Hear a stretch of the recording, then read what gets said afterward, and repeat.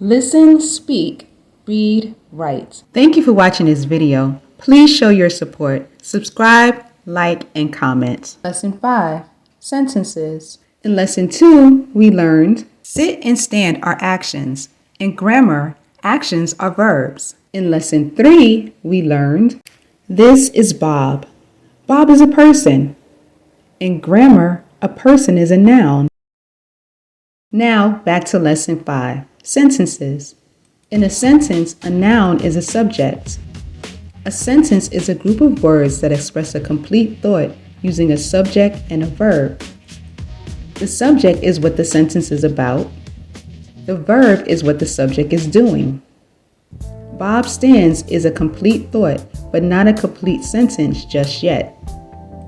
Usually the first letter of the first word in a sentence is capitalized, and the sentence ends with a punctuation mark. Reminder: a sentence is a group of words that express a complete thought using a subject and a verb.